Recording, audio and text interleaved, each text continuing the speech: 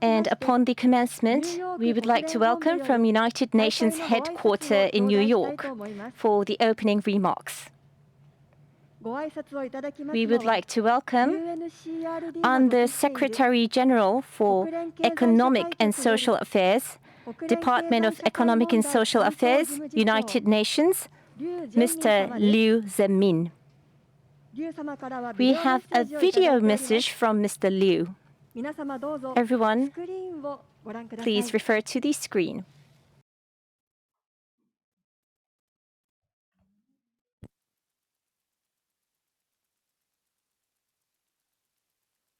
Excellencies, distinguished delegates, ladies and gentlemen, I'm delighted to join you today on the occasion of the 50th anniversary of the United Nations Center for Regional Development, UNCRD.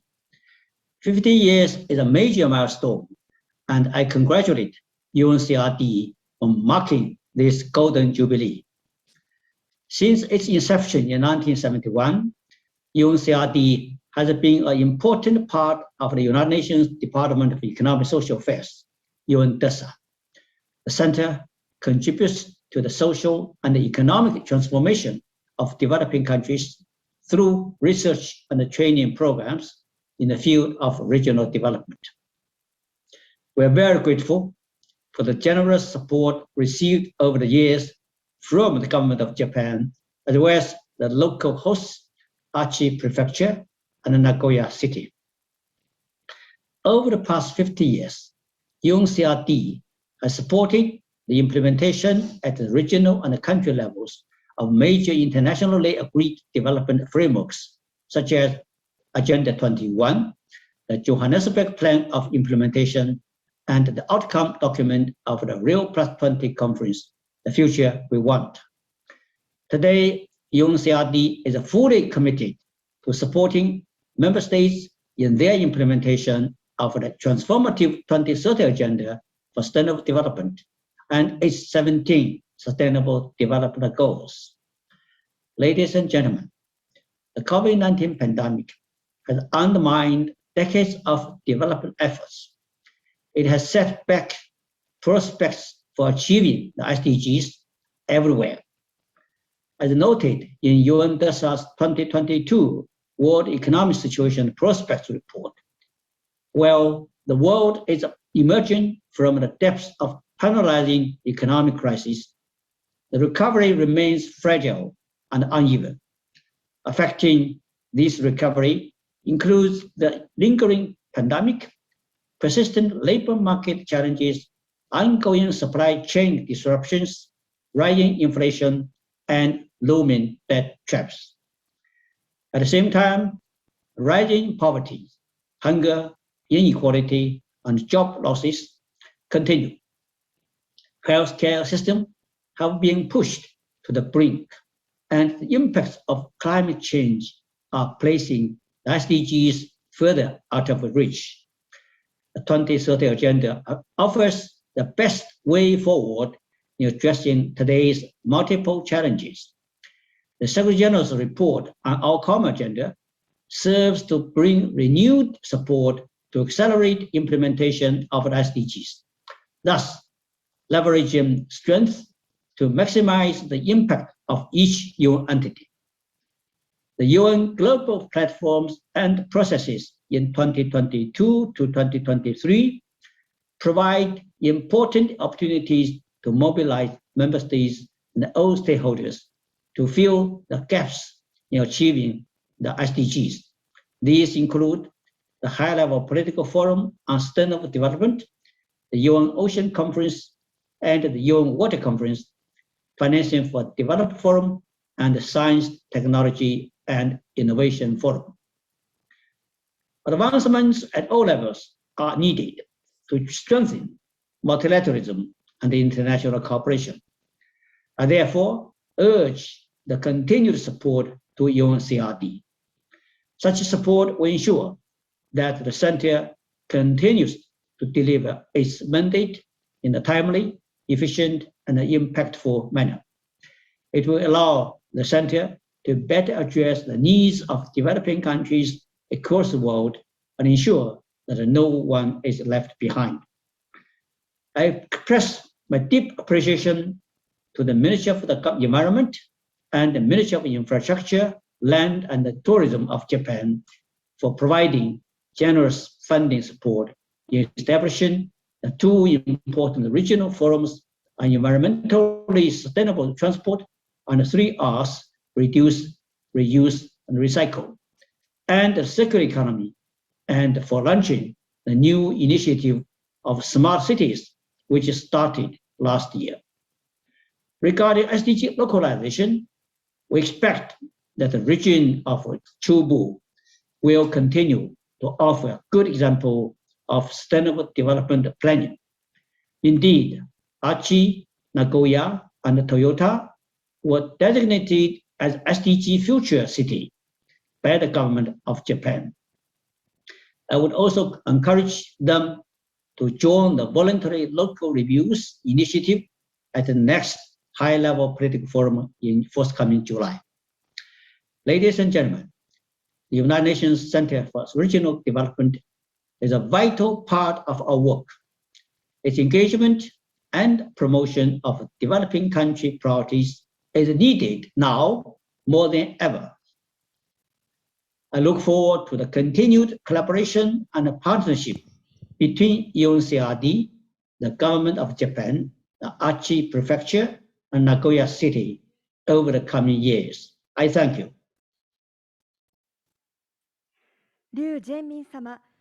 Thank you very much, Mr. Liu Zhenmin.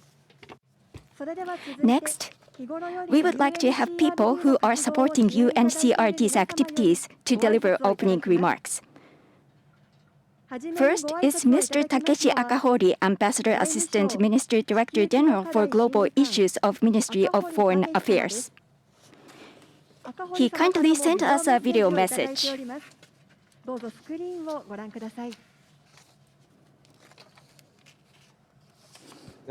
I am Takeshi Akahori, Ambassador Assistant Minister Director General for Global Issues of Ministry of Foreign Affairs of Japan. I would like to congratulate you for successfully organizing UNCRD 50th Anniversary Commemorative Symposium today. I have great admiration for your effort to hold this symposium regardless of difficulties due to the spread of coronavirus infection. Since its foundation in 1971, with a focus primarily on regional development, UNCRD has conducted training courses targeted at government officials of developing countries.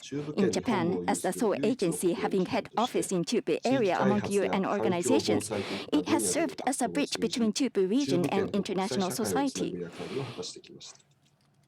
UNCRD had worked together with City of Nagoya, Toyota City, and private companies to develop SDG monitoring tools for local governments. This serves as a meaningful handbook for local governments to work on SDGs.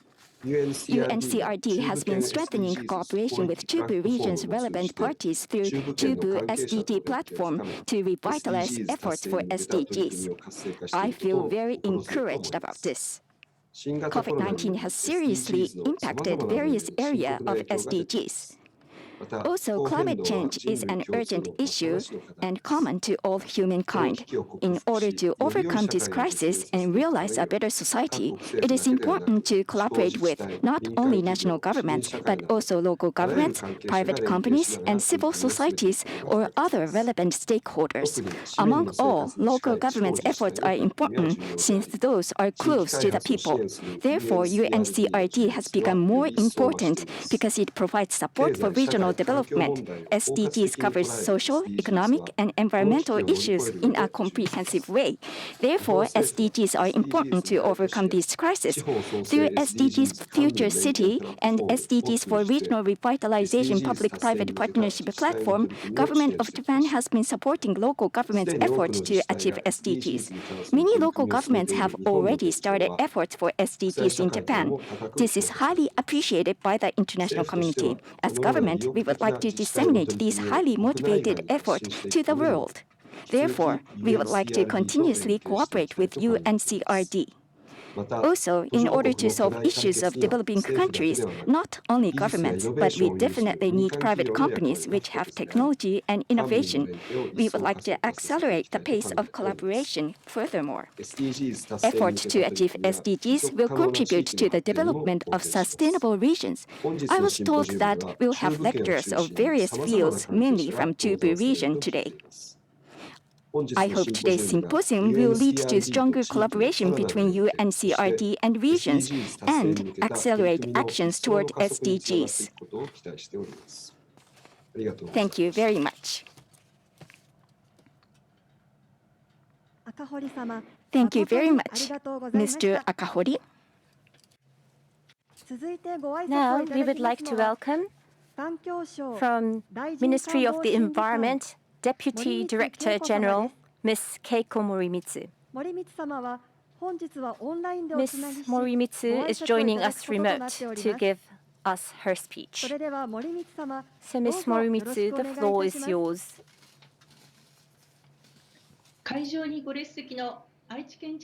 Good afternoon, Mr. Hideaki Omura, Governor of Aichi Prefecture, Mr. Takashi Kawamura, Mayor of Nagoya City, and Mr. Mikio Yoshioka, Vice Minister for Engineering Affairs, MLIT, and everyone else. Thank you and good afternoon. I am Keiko Morimitsu, Deputy Director General of Ministry of the Environment. It is my pleasure to give an opening remark here at the UNCRD 50th Anniversary Commemorative event. First and above all, congratulations to UNCRD for its Golden Jubilee of Foundation. As the only UN organization headquartered here in the Chubu region, Japan, I would like to express my deepest respect to UNCRD for its initiatives in supporting sustainable regional development in various developing nations. Amid this tough time with the COVID pandemic, UNCRD and its stakeholders have achieved to hold this symposium in a hybrid way with people joining both offline and online. And my gratitude goes to everyone who has been involved. As we all know, the world is now facing a climate crisis. Climate change responses are an urgent task. Following the COP26 last year in November, I believe that the entire world has stepped forward in achieving the targets to contain the temperature rise to within 1.5 degrees Celsius compared to the pre-industrial revolution times. The Japanese government declared during last year's Global Climate Summit to reduce greenhouse gas emission by 46% in 2030 from its 2013 level, including a stretch target of cutting it down to 50% as part of an aspirational carbon neutrality goal by 2050. This is what the government has declared. Further, Prime Minister Kishida has announced to set forth a green energy strategy to work towards realizing carbon neutrality by 2050, and currently discussions and dialogue are being carried out in the government. We at the Ministry of the Environment are determined to proactively participate in these discussions and dialogue to build a carbon-free society, transform our lifestyles, and to transfer our technology to other countries. In fact, in order to solve all sorts of environmental issues, including climate change, the Ministry of the Environment and UNCRD have been working together for a long time. From 2005, we have been holding the EST Forum to realize environmentally sustainable transport. And since 2009, we have been hosting the 3R Forum to transfer the recycling-oriented society concept to other Asian countries. The EST Forum started in 2005 here in Aichi, and ever since then, it has been held approximately every year in different Asian countries. As many of you may be aware of, the 14th EST Forum was held last year in October at the Aichi Sky Expo, and we had over 600 people joining both on-site and online from over 24 different countries. The Aichi Declaration 2030 was adopted, and we were able to share our 2030 EST targets in line with the SDGs and the Paris Agreement. I believe that thanks to UNCRD's contribution, the concept of EST has been gradually rolled out and penetrated to various countries in Asia. The 3R Forum started in 2009 and has been hosted in different countries for a total of 10 times. In recent years, the forum has been carrying out policy dialogues including waste plastic issues. To further promote a circular economy for sustainably economic development, the forum name was changed to Regional 3R and Circular Economy Forum in Asia and the Pacific from the 10th forum held in November 2020. The 11th session, scheduled next month in March, will be held under the theme of Strengthening Science Technology, Policies and Business Interfaces for a Circular Resources Economy, Ways to Achieve SDGs and Carbon Neutrality. We are now preparing for this. Lately, UNCRD's initiatives are expanding to areas such as disaster prevention and smart city. An interdisciplinary collaboration is being expected. By taking advantage of having its headquarters in Japan, I am sure that UNCRD will continue to promote sustainable regional development. Marking its 50th anniversary and now standing on the new starting point, I hereby send my best wishes to UNCRD for its further development. We need to continue passing down the abundant resources and global environment to our future generations. So I would like to call for UNCRD and today's participants' collaboration in this matter, and I hope this will be a fruitful symposium. And hereby I would like to conclude my remarks. Thank you. Thank you for your participation online, Ms. Morimitsu. Next is a speaker from Aichi Prefecture. Mr. Omura, governor of Aichi Prefecture, was scheduled to attend today, but he has to be absent. So, Mr. Sinya Kato, vice governor, will say a few words on behalf of him. Mr. Kato, please.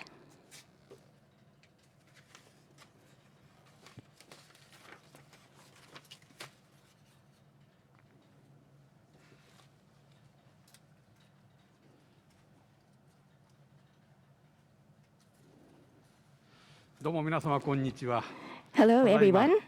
Thank you for your kind introduction. I'm Kato, Vice Governor of Aichi Prefecture. Mr. Omura was scheduled to deliver a few words to congratulate the anniversary, but as it is already explained, he has to be absent today. So I would like to say a few words to congratulate the 50th anniversary. So I would like to extend the 50th anniversary UNCRD Foundation from the congratulation viewpoints. And I would like to extend my respect to all the people who worked hard to promote activities for UNCRD. UNCRD was established in this Aichi Prefecture because Aichi Prefecture is the cluster of major industry in Japan, like automobile and etc. And agriculture and the marine industry is also prosperous in Aichi Prefecture. And Aichi Prefecture could be the model for the regions of other countries to promote its activities. That's behind the scene of why UNCRD has established in Aichi Prefecture. For the past 50 years, in Asia, Africa, or 92 countries, more than 1,800 trainees came to Aichi Prefecture, and those trainees are now playing an active role in government organizations and other organizations, playing a role as bridge between Asian countries. And UNCRD belongs to the Department of Economic and Social Affairs of the United Nations. SDGs, Future City, various activities are promoted in Aichi Prefecture, and we have the same thought with UNCRD. So UNCRD is very important partner. In October of last year, UNCRD and Ministry of Environment and MLIT, International Conference on Sustainable Resilient Cities Transport Aichi 2021 had been held, and Aichi government supported this. And SDG Aichi Expo 2021 had been held together. So UNCRD is a sole organization of United Nations in Chubu area. And UNCRD has selected Aichi Prefecture for its base. And it's very encouraging for us because we want to become the attractive prefecture together with relative national ministers. We would like to work together to support UNCRD, and we would like to strengthen cooperations together furthermore. And lastly, I hope today's symposium will be fruitful for everyone. And we would like to promote the activity to furthermore understanding for UNCRD. So congratulations, and this will conclude my speech. Thank you, Mr. Kato.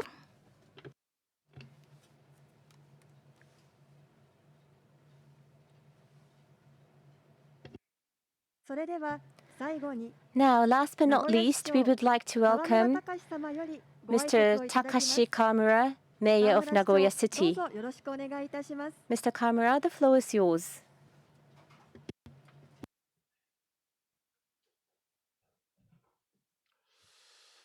Good afternoon, everyone. First and above all, this is the only United Nations organization having its headquarters in Nagoya City. I don't mean to boast about this, but it's marking its 50th year, and I should be thankful for this. And I thought that as a mayor, I must show my gratitude. And again, let me reiterate this. I am really thankful. And let me just pick up one story. Well, when we think of SDGs, number 4, we have this qualified education for all, which is the number 4 goal of SDGs. And from the developing country perspective, first thing first, you need to build schools. And I think that's what it means for the number 4 goal of the SDGs. And in Nagoya, we have over 400 public schools in Nagoya City. And it's not just only the quantity, but we have to be focusing on the quality of education. And no one is appraising us, Nagoya City, yet, so I should be saying this, taking this opportunity.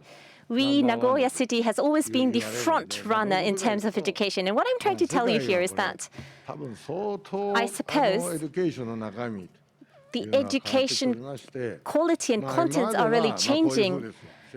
Now, in the past, the teacher will be standing in front of the board and then telling the students, you have to work on this, you have to learn from this test book, and then we have exams, and then you get your scores, and then you have the entrance exams. And that was the kind of the uniformed education in the past. And I'd say that over years in Japan, this had been the typical kind of education. But now, the world is changing, and we're not going to go for one-size-fits-all education. And to make it simple, we have to have a personalized education following the Ministry of Education's way. Well, in the Edo period, in the 17th century, we had this terakoya system, where a group of small students will be gathering in front of a table, and then person in the neighborhood will come to teach those people regardless of age. And that was the kind of education system we had in the 17th, 18th century. And people were also learning on what to do when you get sick or ill. So when we go back to the history, education was not like a one-size-fits-all thing. And we want to make sure here in Nagoya that no one will be dying because of lack of education. And we really want to achieve this as our overarching goal. Now, education is part of social welfare. If you look into the US, there's this Green Gables story, Anne and Green Gables. I forgot the English title, but something like that. You know, if you watch the drama, there's this church, and then there's this siblings, and then they get together in church, and then they study. And that's kind of part of social welfare, and then you also share your life itself. And I think in the old days, Japan was like that, following the Terakoya system. But then in the 19th century, the first Prime Minister, Mr. Mori, said that education is not for the sake of individual. It says education is for the sake of the government. And that was the kind of policy being made by the government. And after all, we went through the industrial development. And you see the entrance exams for the high schools now. I really pity those children and students just because of this so-called standard education. And then if you don't make it for the exam, you're being dropped out. And this is the kind of education that has been ongoing for a long time. So we should really get rid of the entrance exam for the high schools. And this is something I think I should be doing here in Nagoya. But the point here is education is part of social welfare. So what is schools for? Well, you might be saying, what is Mr. Kawamura saying? Well, and I, too, in the past, were having a wrong perception. But now I have realized education and schools are there to protect children. And that is what we would like to do here in Nagoya City. We have already, in fact, started this partially, and we have allocated a big amount of budget for this next fiscal year. And when you go to school, there are two types of teachers. One is the teachers sent from the government teaching you mathematics, social studies, and the other half of the teachers are supporters, or let's say people who assist pupils and students. And when children are facing some family issues, teachers must be there to provide mental care as well. And that's the kind of new challenge that we're taking here in the education of Nagoya City. And I just wanted to say this is part of the regional development. And again, going back to the number 4 of the SDGs goal, quality education. Yes, this is what we at Nagoya are doing. And again, qualified education. This word, qualified, is going to be very important. So it's not just only the number of schools, but we should be here to support children and allow them to do what they want to so they can bring out of their best. And that's the big challenge that we just have started in Nagoya. No one is looking at us. So that's why I take this opportunity to stress this. And we are definitely the top runners in Japan. So let's see how it would be look like, and I hope to get support from the United Nations as well. Thank you very much. Thank you very much, Mr. Kawamura.